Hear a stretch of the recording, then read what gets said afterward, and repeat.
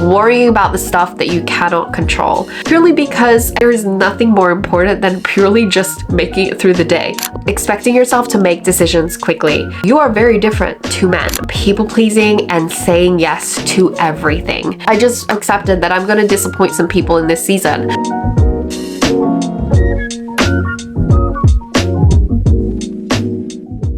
You need to let go of measuring everything. Honestly, you see me wearing an Apple Watch for the first time. This is literally the first time I put this on in 8 months. I have not tracked my food. I've not worn an Apple Watch. I've just barely done the measuring and the tracking because for so long I have measured and tracked everything. And not to say that this is bad. If you want progress, if you want to achieve your goals, you do need to track and measure. However, when you are in a transition and in a figuring it out process, you basically have to learn to flow with life. You have to learn to surrender the need to have to track and measure everything to be productive. And sometimes you just have to do the things that just feel good for the sake of them feeling good with no productive outcome at all. Usually I would feel bad if I was doing something that was not productive, or if I couldn't understand the reason why I was doing something. But now I'm learning that I need to practice releasing those expectations and to just create things and do things simply because they feel good for me.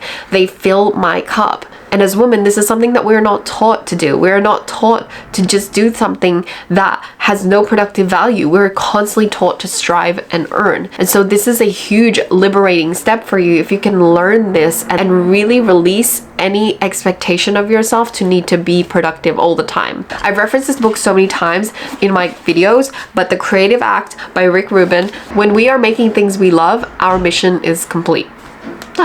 So good. Hey, I'm Nicole and welcome to my channel. I'm a life and transformation coach for women, self-proclaimed foodie, content creator, educator, and your new YouTube bestie. I help everyday women step into more abundance, flow, and embodiment of their most authentic selves. In my world, we talk about all things to do with elevating your life. I post weekly videos helping the everyday woman embody her highest self, create inner wealth, master her mindset, unlock her femininity, and be an absolute boss in life. I create resources, trainings, and host experiences online and in person in order to help you reconnect to your true self.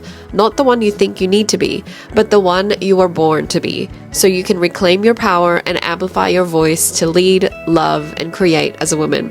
Whether you've been stuck in an uninspiring pattern, want to reclaim your power back, or need a new vision for your life again, if you like my vibe and you want a little bit more abundance in your life, hit subscribe to be notified whenever I drop a new episode. If you're ready to step into your next level, keep watching. Now let's get into today's video. Now let's talk about the things that you're going to start doing. You're going to start giving yourself permission to do the things that your inner child would do at least once a week. For me, this has looked like dancing, rollerblading, painting, doing puzzles, reading, exploring for no other reason than to just explore. You have to allocate time to do this. We live in a busy world where everything wants your attention, everything wants your time. But if you can dedicate actual time to be with yourself, to do the things that your inner child would do, to basically take yourself on a date with your inner child, then you're gonna find that you're a lot more fulfilled. And it's the little things that compound into big transformations. You don't need to go on a 3-month surrender experiment holiday or trip like I did to find yourself. You don't need to do a full Julia Roberts Eat, Pray, Love experience. You literally can, and I promise you when you do this, you can do little things at least once a week or every 2 days for your inner child that lights you up. Even if you have a little inner child box or corner in your room where you just play, you do stuff that you normally wouldn't give yourself permission to because you'd be judging yourself that it's not productive enough or that it's not something an adult should do. I promise you, this will heal you. This will heal so many parts of you that you don't need to spend your time later trying to heal through. And I think that's why for me, it all kind of just built up. And so many of us go through like this quarter life crisis moment because we have spent most of our lives suppressing and losing and being disconnected to our inner child. So if you can introduce this into your week, this is going to help you so much. Most of us are so disconnected to ourselves that later in life, when the quarter life crisis hits, what happens is we have to find a way to reconnect to ourselves, our true selves. And this is what I call the becoming journey. But the first step to that is unraveling. It's letting go, it's shedding, it's releasing the layers of who you think you need to be, and actually understanding what is and who is your true self. Now, this is something that isn't easy because the world is constantly projecting on you as a person and as a woman on what you need to be and how you need to behave. However, there is an essential self, a true version of you that lies deep within, that there is a journey, an entire journey that you get to say yes to and embark on that journey. Now, I understand this can be extremely hard, extremely difficult, and extremely lonely for many women who are trying to navigate this world on their own while also trying to have a career, trying to be successful, trying to be accepted, trying to be enough. And it's so difficult when your mental conditioning is to be constantly critical and self-judgmental, let alone if you don't also have a support system or a network or sisterhood of some sort to support you through it. And that is why I created the I Am Her collective community. And so if you're watching this and you're a woman who feels like you simply just need guidance, you want to have girls to talk to, you want to be able to ask questions and have support through these type of topics that I'm talking about in this video, you want to come and join the I Am Her collective online community. It's a free community, a space that I've created just for you and me to be able to journey through things like this together. We are truly better together as women. And the last invitation that I want to give you is to sign up for the Becoming Her workshop. This is a 4-step framework that I'm going to teach you on how to become your best self. Now, you might have learned so many different things from this video and many others that teach you how to actually live your best life and become that embodied, awakened woman, but you might be feeling confused and overwhelmed about how to actually implement. The Becoming Her workshop is a guided step-by-step 4-part process that I have taught women everywhere to transform into the best versions of themselves that is truly authentically empowered. And this is a workshop where you're going to experience that with me, and I'm going to guide you through the whole process. It's free. You can sign up today, and all the details will be linked in the description below.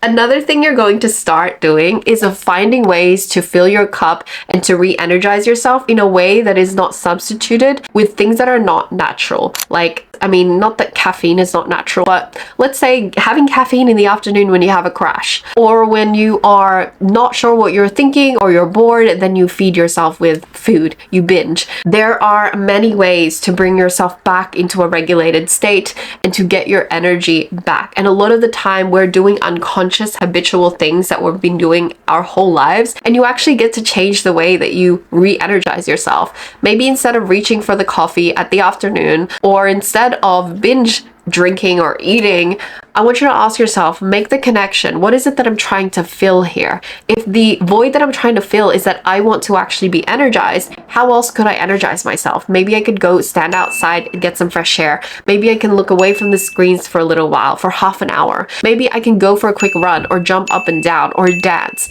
These are some of the ways that I've been doing 10 to 15 minutes at a time throughout my day every time I feel a slump or I feel my nervous system gets dysregulated because of something stressful or a thought or experience I had.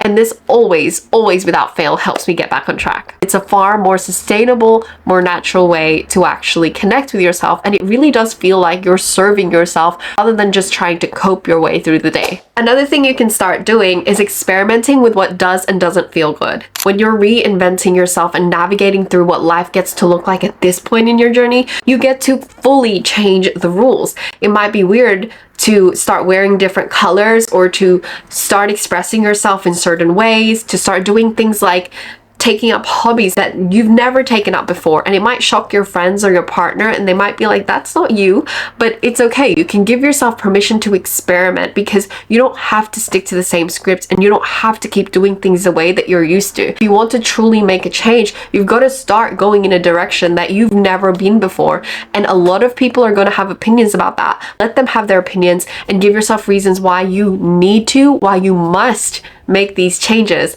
or else. It might also require you to do a purge, to let go of things that are not serving you. Maybe it's friendships, or maybe it's material things that are no longer aligned with your expression. Maybe they represented a version of you before. Maybe certain habits, certain tools, like the way that you schedule, the way that you respond to messages, the clothes that you wear, the materials that they have, like the places you shop at, the things you eat. Some of these things we need to purge them. We need to upgrade our entire entire life. One of the quickest ways that you can actually get clear and do a quick life scan is to do a vision board. I have a very specific visioneering process that I actually documented on a playlist on this channel, and also a full workshop that you can get. So if you're interested in doing that sort of approach to your big purge, then definitely go check that out. I'll link that in the description as well below. Next, you're going to pay attention to your emotions. You might not have done this before. You might have been taught that emotions are silly, or that they're too soft, or that they're not reliable. Your emotions are actually the most accurate gauge for how to respond to life. Rather than thinking or listening to what your mind has to say, I want you to ask yourself, what am I feeling? Because your emotions are literally stored in your body, and your body is the one that has the reaction. I read a book on reading body language written by a FBI agent who has decoded so many people's body language, and what I learned was that the mind can easily trick people. However, the body does not lie. When you're having a conversation with someone, it's easy for them to formulate something in their mind and then say something to make you believe something. But if you look at their body and you learn to read the body signals, the body never lies. The body's response is instantaneous. If you learn to read body language, there will be literally certain clues that will show you that a person is either comfortable or uncomfortable. This is the exact same thing. If you can learn to listen to your emotions and pay attention to your body language, this is going to be something that liberates you to really truly understand how you feel. Because your mind might be saying, oh, it's okay, it's allowed, oh, that person's nice to me, I'll let them do it again, or whatever. We compromise, we tell ourselves these stories, but our bodies, if we listen to our bodies, they're probably showing us that we're so uncomfortable, that we don't like that experience, that we should actually say no to that thing. If we could just practice listening to our emotions more, that truly will also help you navigate this chapter of your life as to what to do, what not to do, what to try, what to let go of, and so on and so forth. And the lucky last, the biggest of them all, is to actually start acknowledging everything that you've been through, who you had to be before, the role that you played for your parents, for your siblings, for your early friendships, in your early romantic relationships. I watched a movie called It Ends With Us. I think it was based on the book written by Colleen Hoover. Absolutely powerful. And by the way, Serena van der Woodsen, aka Blake Lively, it's actually the other way around, her real name's Blake Lively, but she will always be Serena van der Woodsen from Gossip Girl for me. Anyway, she did such a great job, but it essentially showed us so clearly that patterns continue, and we have played roles and unconsciously adopted and continued patterns in our lives, whether we were aware of them or not, doesn't matter. We're constantly repeating patterns. And so unless we become aware and start actually making different decisions, we will consistently perpetuate what we've always known or have generationally experienced. And that's why in the I Am Her collective and in the Becoming Her process that I take women through, we really work with these patterns.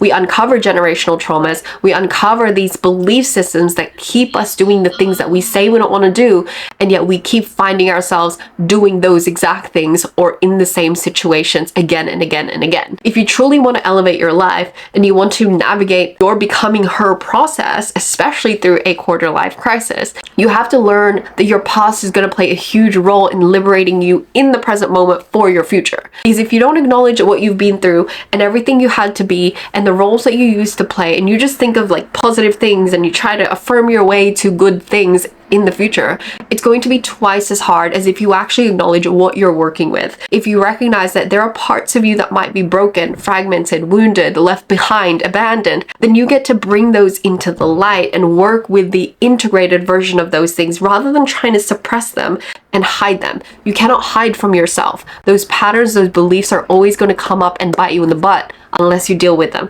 So we have to work with our past and bring that into the present from a place of love, acceptance, and appreciation that those things happen for us, not to us. And this is the first step to empowerment. It's the first step to liberating yourself as a woman and to actually becoming the best version of yourself. So like I said, these are some of the things that you can stop doing and start doing in your Becoming Her journey, especially as you navigate life through a quarter life crisis. Like I said, I'm still going through this myself, and I will continue to share my journey with you. And I literally post about what I am doing on social media. So if you're not following me there, go hit up my Instagram and follow it for a daily things and insights on the things that I do to help myself bounce back from a quarter life crisis and figure out how to become my best self. And if this helped you, once again, come join me and the amazing feminine community inside the I Am Her Collective and the Becoming Her workshop. It's a free workshop and there's absolutely no reason why you should miss this. It's an incredible workshop. It's one that you must do at least once in your life. All right, my love. Thank you for joining me this week and I'll catch you in my next video. Hope this helps you. Bye. Hey, if you like this video and you want to take your life to the next level, I want to help you. To help you take the first step to unlocking the life you deserve, I'm giving you free resources, workshops, and masterclasses that you can access on demand, elevate your life, and become the best version of you. The best part is you'll have me in your corner and the support of a like-minded community around you. All you need to do is click the link below and join the free online community for women called the I Am Her Collective. Inside, we do community calls to talk about all things womanhood, dive deep into topics such as femininity, real self-love, well-being, and skills for becoming that girl. For deeper connections, relatable insights, and helpful tools, click the link below to join now. And for more videos like this, don't forget to hit subscribe and to check out the other playlists on this channel. I'll see you next time.